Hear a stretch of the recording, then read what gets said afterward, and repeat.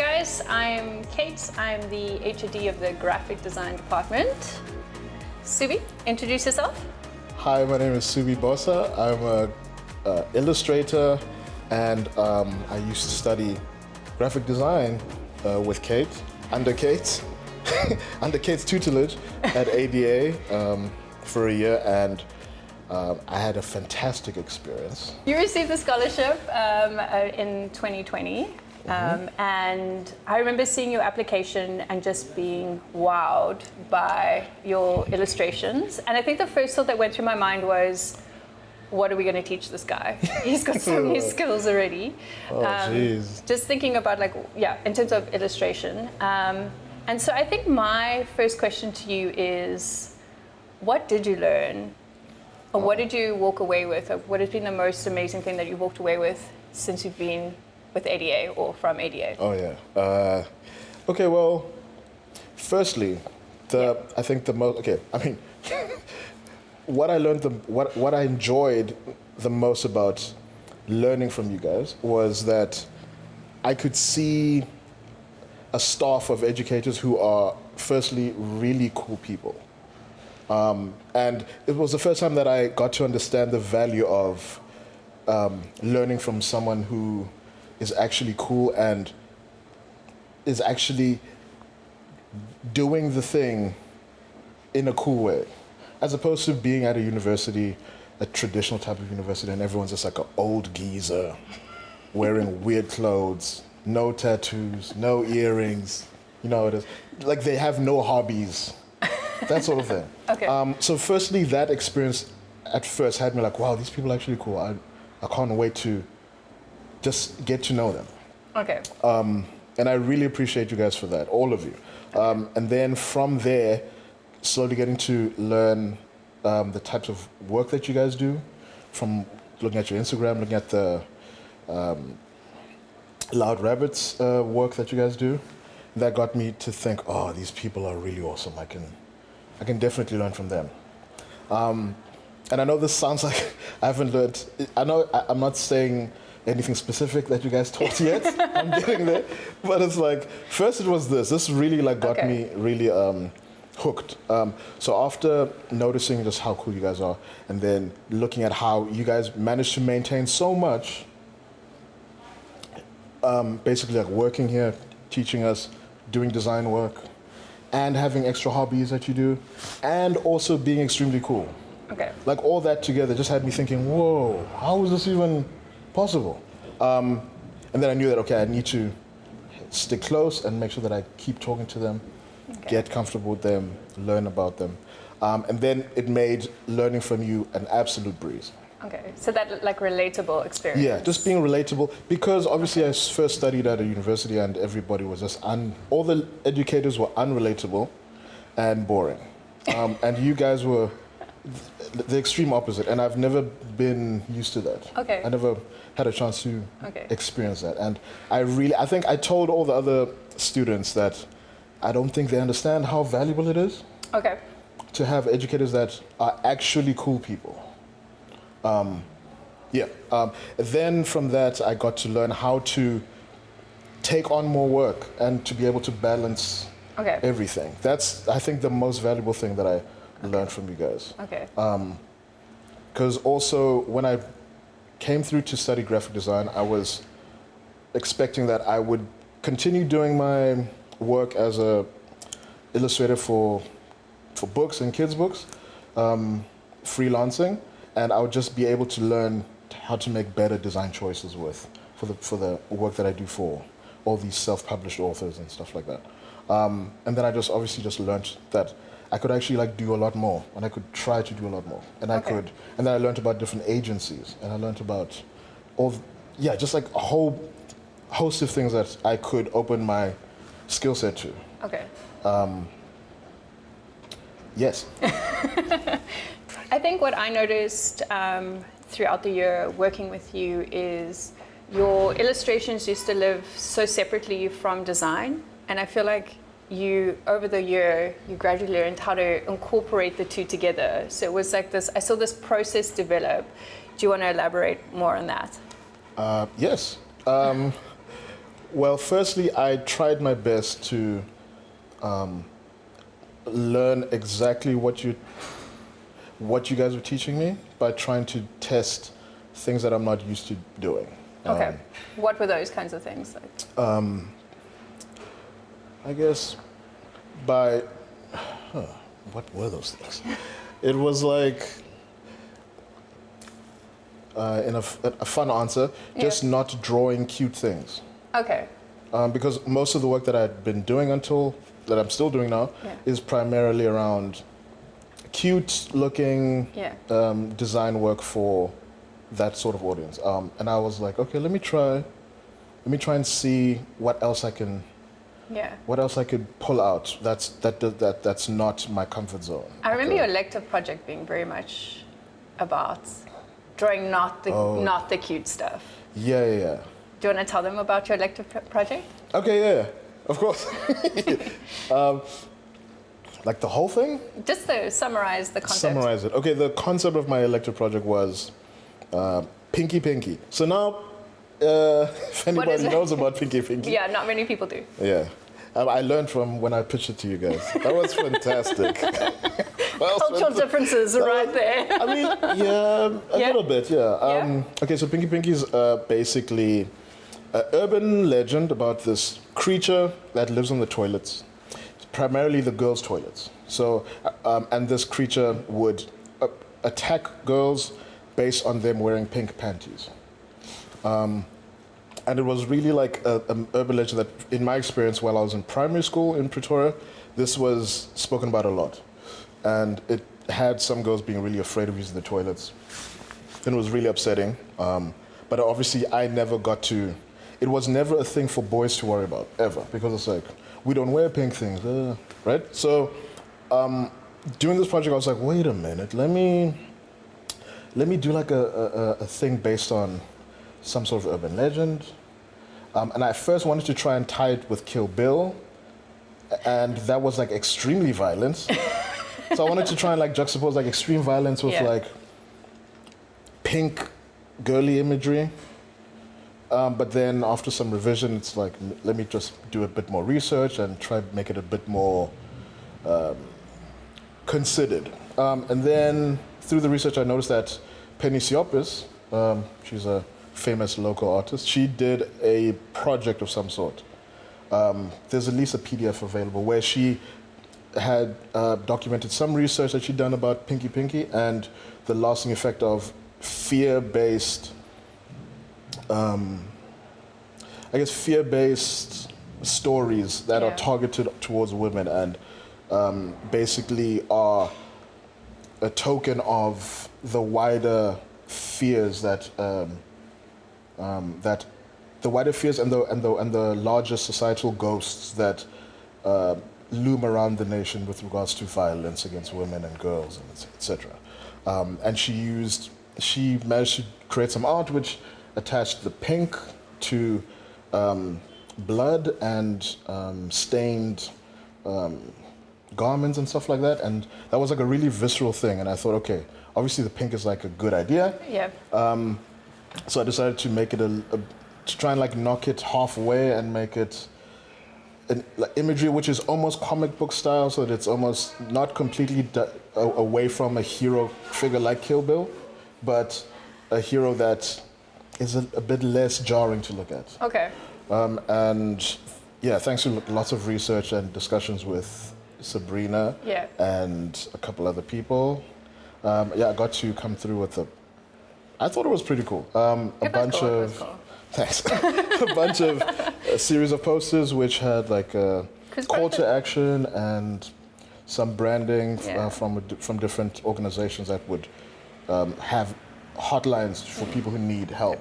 It was also nice to see your illustrations not just in a book format, because that's where we had always seen them before. It was nice to see them on a poster. So I think that was also something that you explored, was how to take your skill and put it on different mediums. Yeah. It was still like a serial thing. So I guess so that story elements. Yeah, it was still like a story sort of thing, but definitely the most intense thing that I've done in a while.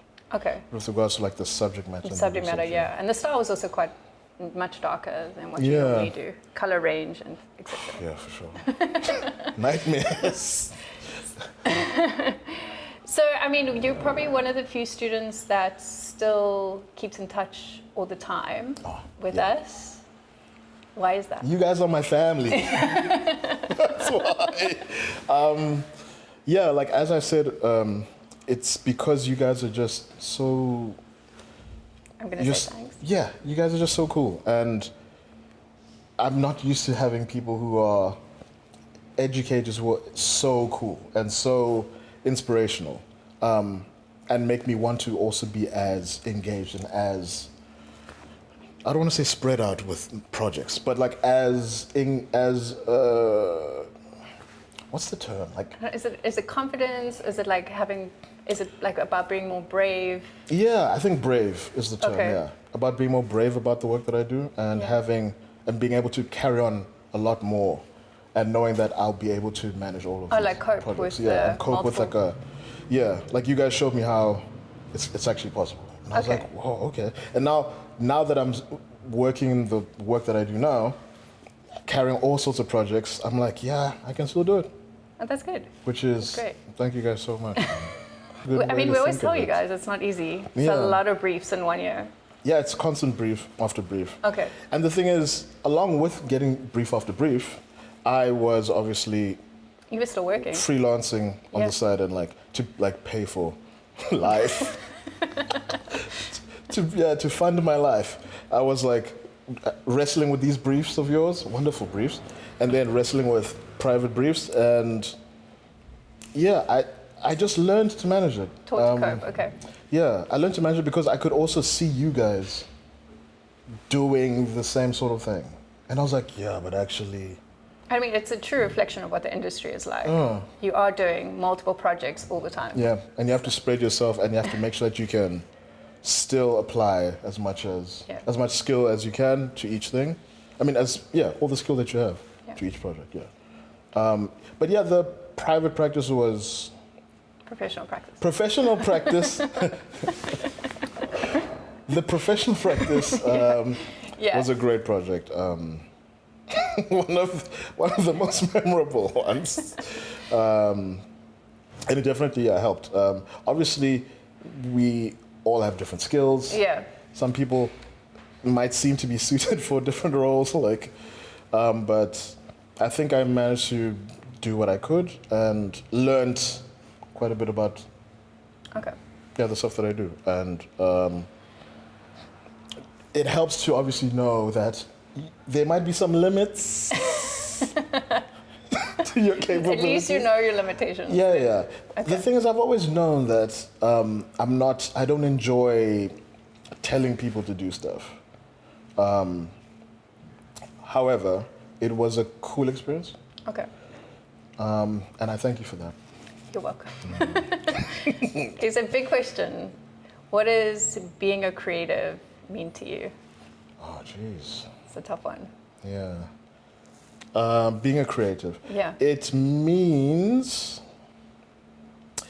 that, being a creative is quite a privilege, because it's a privilege which carries quite a lot of responsibility, I think, is actually it. Because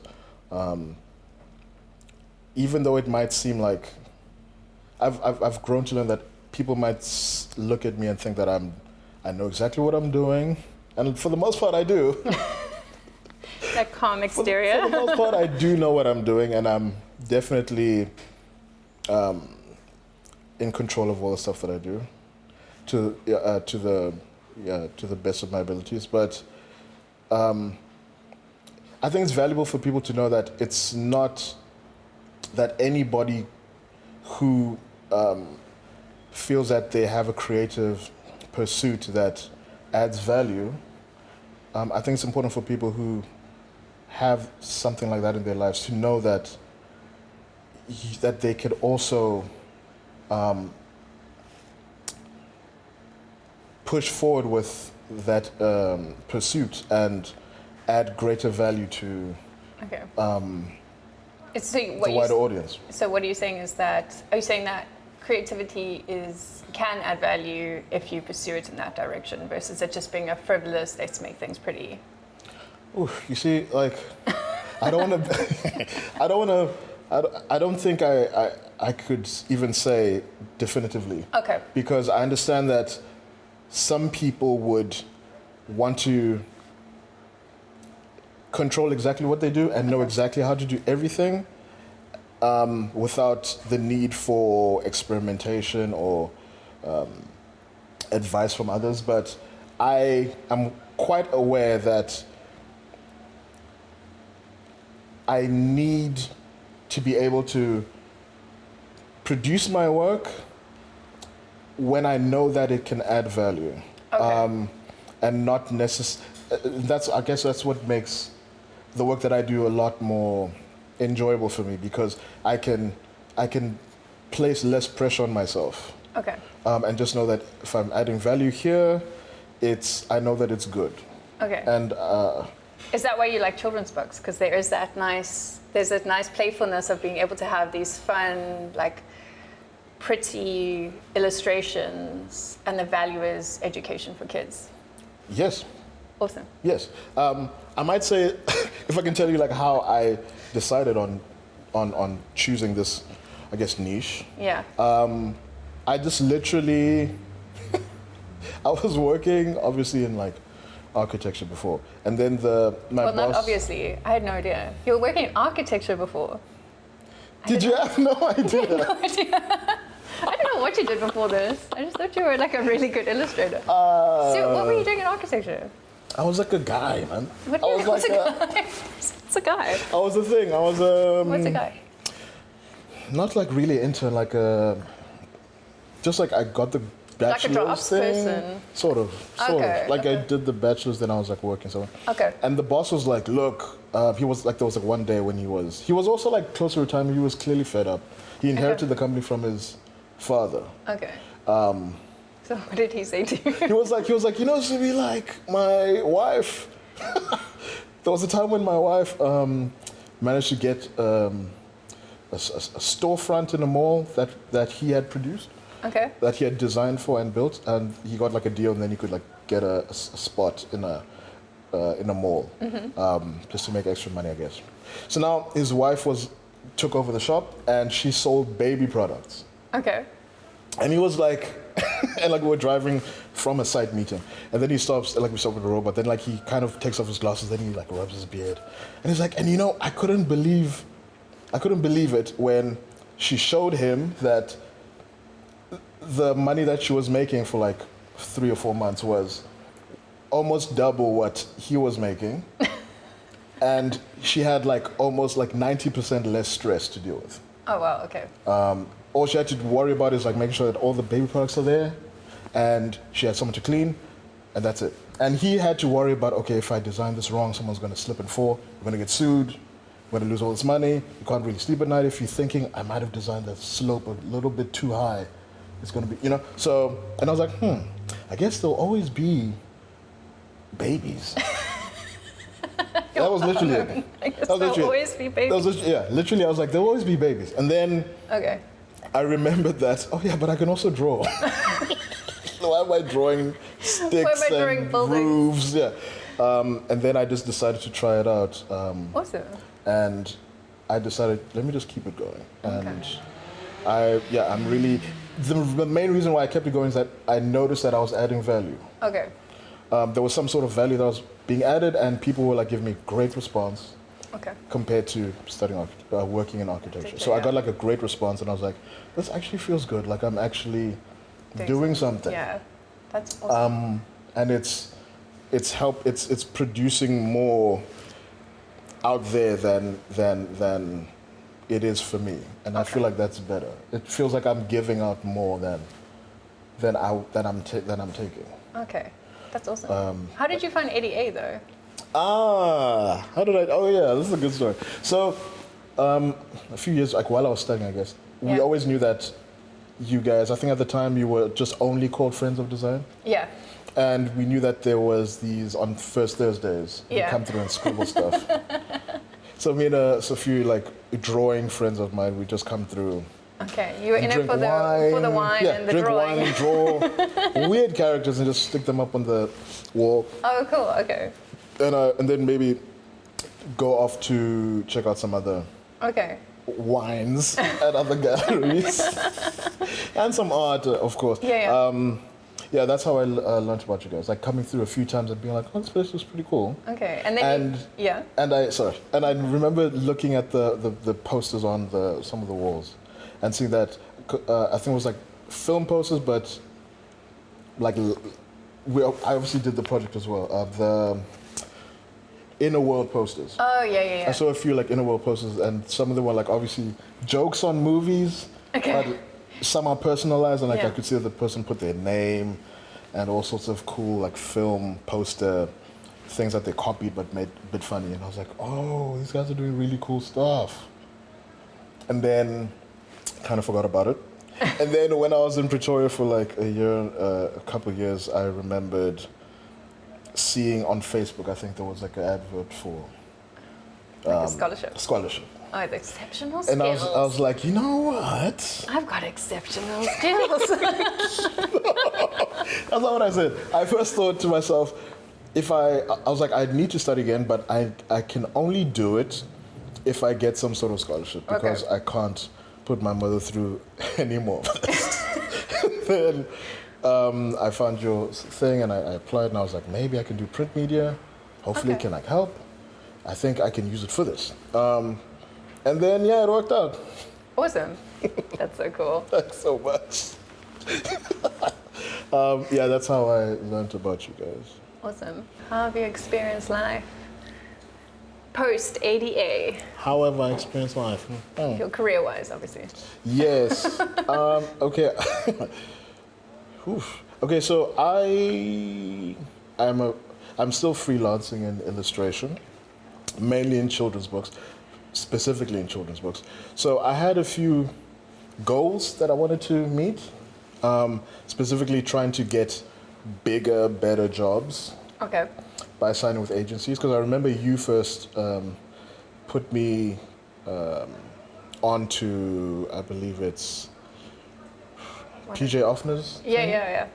I forgot the name of like the group, like the company. Bewilder.tv. Bewilder.tv. Yeah. You put me through onto there, and then I checked them, and I was like, I checked the site, and I saw the work, and I was like, oh, this is amazing. And then I saw that they were also represented by some other international agents as well. Okay. And then I just started going down like a couple of rabbit holes looking to see like what else is out there, what is it that I'm actually looking for. And after applying to a bunch of places, including Bewilder.tv and other local, I guess, design agencies and companies, I decided that I should probably just stick to my freelance work on my own and try and find international representation. And so obviously like I worked for like most of the year just on my own doing stuff, getting some cool projects through Pan Macmillan, South Africa, and a bunch of other work with brands like Wimpy and Cadbury as well. Oh, cool. Which has been really great. And then I managed to also find an agency to represent. Who wanted to represent me. And I was really nervous because it's like, oh man. Where's my freedom? Yeah, I was like, what's going to happen to me? And then I managed to spend a lot of time, and I'm really proud of myself for this, just going over the contract, asking as many people as I can to like check it out and see what they say, ask some of the artists that they represent, what's going on, what can I expect, and I got some good feedback. And then I signed with the Bright Agency and managed to get some great work. Oh, cool. And Are you allowed to say what that is, or is it a bit under wraps? It's kind of under wraps. Ah, those NDAs. It's under wraps, but also like trying to explain it would be like it would take me 20 minutes. Okay. Are there any like interesting brands or? No, not Okay, no. So just big projects. It's just like bigger projects for. I guess I could say some of them are for like school literature. Okay. And some are cool. and then some are just for like really big newsletters. being able to do illustrations, just and like to be able to like just do the work, just the illustrations, and not worry about emailing too many people and negotiating too many things. Yeah. That's a blessing. Oh. Like a relief. So I'm really glad that that has happened now. So Okay, that's awesome, Mr. Yeah. Bosa. thanks. So yeah, that's so I guess my experience overall so far out of ADA is really positive, and also being able to see the gulf is really the word in industries between like South African and international, and how there's so many things that need to be consolidated way better locally. Okay. Yeah. And if you could give any advice to any future ADA potential students or guys that are thinking about coming to study with us, what would you say? I would say make sure you become friends with these guys. And ask them as many questions, because just like if you don't know anything, why should you struggle? You know, like how if you want to figure something out, you just Google it. Yeah. Because you know Google has answered. With these guys, you can just ask them, and they will always have the answer for you. I like And being- sometimes they'll just sit there and be like, okay, look, and then they do the thing, and say, do something like that. And it's really helped. And I think, because obviously a lot of people want to be a lot more independent, and they think they need to be way too independent. And you really don't need to. Like, everybody's around to help. Everybody can like give you some advice. Yeah, that's actually really good advice. People don't yeah. ask us enough questions. I'm like an open book. I remember just constantly being like, what about, you know? And yeah, I think that's the most valuable thing that I think I could tell people. Like, if you're coming through to the academy, make sure that you ask as many questions. Even if you think you know the answer, ask still, and test as many things as you can. Because you could end up coming up with something way better that you would have never even thought you could do. That's great advice. And I love being referred to as like an alternative to Google. Oh, yes! Yeah, you are. Thank you. Oh, geez. Subi was really cool when he bought us some of his recent work. Yes, I did. Okay, cool. I'm going to start with the self-published books. This is a book which is called I've Been Told. It's by Mariah Cubano. She's an 11-year-old, I believe, living in Connecticut. And she is like a poet and like a young activist. And her mom reached out and was like, look, we've seen some of your work. We'd love to do some sort of book. And really, this was like such a pleasure, because a lot of the self-publishing people that I've worked with, they are already really intense about marketing their own work. So they managed to like get some sort of buzz for this, and it's, I believe, selling quite well. Oh, cool. Yeah, so like that's just like some of the work. It's really just a very heartwarming book. I wouldn't even say it's a story. It's just like a book about this girl specifically, Raya, who is dealing with being called, I guess, a yellow person, and she feels that it's weird that her race has to like mean so much when everybody is just, you know, a person. Nobody chose to be a different, you know, specific race or whatever. And it's just about like embracing the differences within, I guess, being a person of any culture. And yeah, just lots of bright colors, I guess. I made sure that I drew this specifically with a pencil texture, so that it could be a lot more, I believe, a lot more palatable. Also because when I do these self-published books, I don't have too much say on the textures of the page and the design of the actual end product. So sometimes it's just better to Just hand over the illustrations. to hand over the illustrations in like a smart, considered way, so that it's just easier for them to be like, oh, this will look good if the page, like depending on the texture of the paper, because Okay. I don't have control of that. This is a book called Chunky. It's honestly probably, let me say it's one of my favorites. It's written by Amina Layla, and she lives in, I believe, let me just say, I don't know where she stays. Washington? Okay. One of those places. And this is a book about body positivity. It's apparently one of the first body positivity kids books. It's one of the first. And it's just about a girl called, I need to remember the character's name.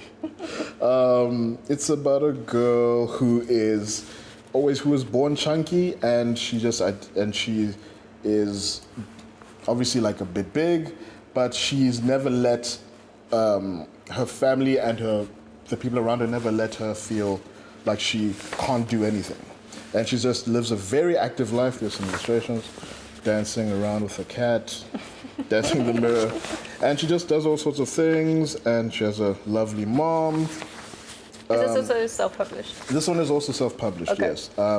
And she has a sister who bakes all sorts of delicious treats.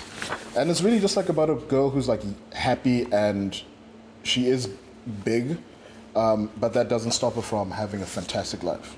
And apparently it's been shortlisted among a couple sites as like I think Glamour magazine featured it awesome. as part of like 14 kids books that are quite progressive, Okay. something like that. And this is a local book that I illustrated. It's been published through Pan Macmillan. It's called The Girl with 21 Questions. And This one comes in lots of languages, right? yeah. It's available in 4 South African languages. That's amazing. In English, Zulu, Setswana, and Afrikaans. And it's available in most bookstores. Oh, cool. I know every exclusive books will have it.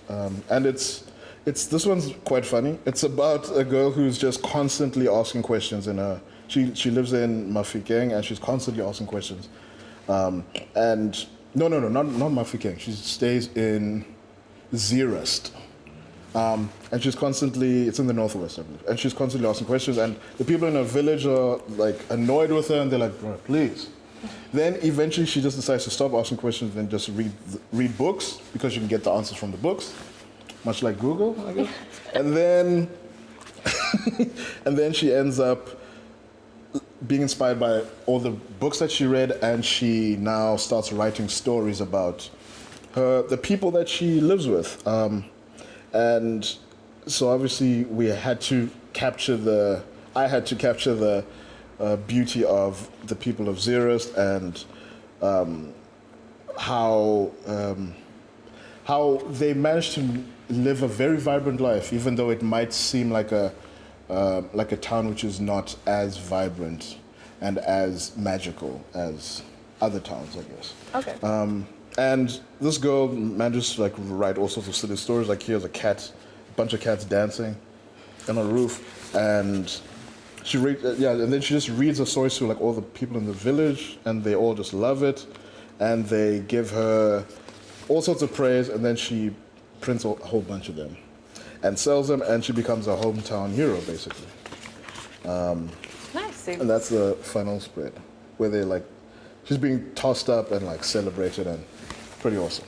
You're super proud. I am actually, hey? Yeah. I mean, we're proud of you. Like, well thanks. done. Thank you so much. You're welcome. Supes, thank you for hanging out with us today. And it was awesome to catch up with you. I haven't seen you in a while, so. Thank you for having me. This has been a pleasure. Yay. And you come back anytime. Yeah, I'd love to. Okay. Great.